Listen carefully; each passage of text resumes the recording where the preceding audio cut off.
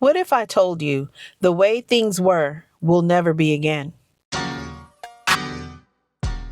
Are you prepared to shift into the new economy? What is the new economy? The new economy is kingdom economy. It's spiritual. It's God's way of doing things. We were created to build generational wealth, to leave a legacy. What is it that you want to be remembered for when you transition over into your spirit body, into your place of eternity?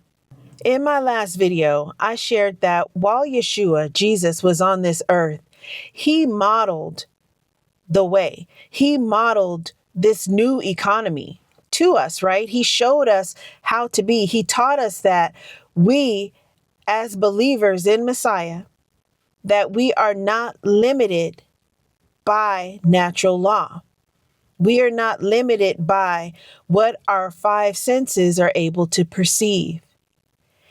He did this by showing us that when we commit ourselves to Yah's way of doing things, right? In Matthew 6:33, he says, seek first the kingdom, God's kingdom, and his righteousness, and all these things will be added unto you. What are these things? These are the resources that you need to live on this earth. He said, consider the lilies. They don't worry about what they're going to wear. He says their garments are natural in beauty, beyond what even Solomon, the wisest, richest king ever, was able to display. He says, don't worry about what you're going to say. He says, when you get into the moment, I will speak through you.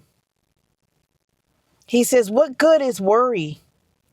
It can't add a minute to your life. It can't add an inch to your height. But we were created to have all of our needs met because scripture tells us that. He says, I will supply all your need according to his riches and glory. Whose riches and glory? God. He is the source, the creator of all things. There is no lack. There is no limitation in God. There is no limitation in the kingdom of God. He says, if you are willing and obedient, you will eat the good of the land. I think about the story of Elijah when he was at the brook Kidron, and through the brook and through the ravens, he was taking care of Elijah's physical needs with the food and the water. But there came a time when God had a new assignment for him. There was a new mission for him. And that was for him to go and meet a widow from Zarephath. This widow had all but given up on life. When Elijah made it to her, she says, I have enough oil and flour for one cake, and my son and I are going to eat this cake, and we are prepared to die. And Elijah said, hang on a second. How about you make me a cake first? And then let's let God take care of the rest. Give me the first portion of what you have left in your hand.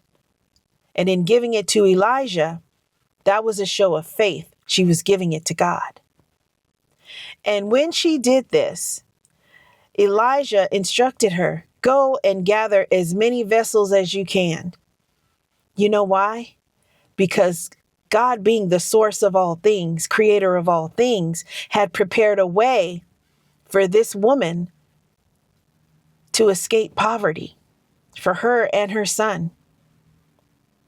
He miraculously created oil from a never-ending source.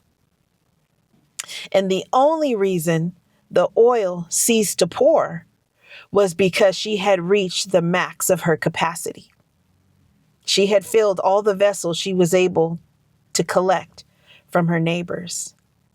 So my question to you is, are you prepared to shift into this new spiritual economy, the kingdom economy, where everything you need will be dependent on your capacity, not only to receive from God, but to be a conduit of God's blessing and provision to others.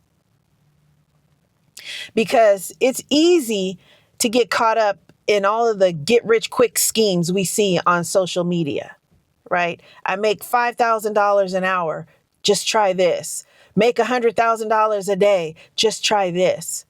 But the question is, do these get rich quick schemes work?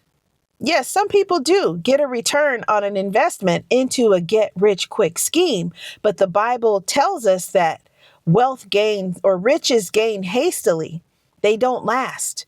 It's like putting money in a pocket with holes, or the money, it grows wings and it flies away. Why is that?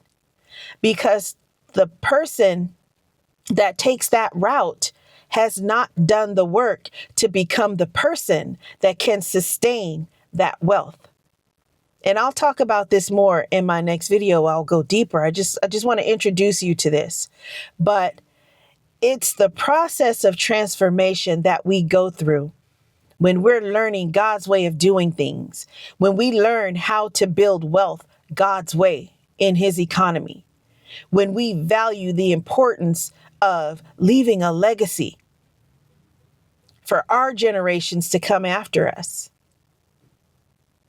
So if you feel you are that person that's being called out from the old way of doing things, you might even feel it as, even on your 9 to 5, you feel like you're trapped in that system of corporate slavery. And there's nothing wrong with having a 9 to 5.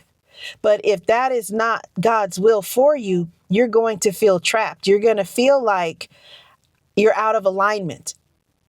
You won't have peace in what you do. That's when it's time to go inside. Start praying, reading your word, asking God, what is his will for your life? Make that decision to live with purpose. You weren't created just to exist or to live your life on autopilot. You were created to impact change in this world. And for those of you that have been with me for a while, you've heard me say before that my personal mission is to change the world one healed soul at a time.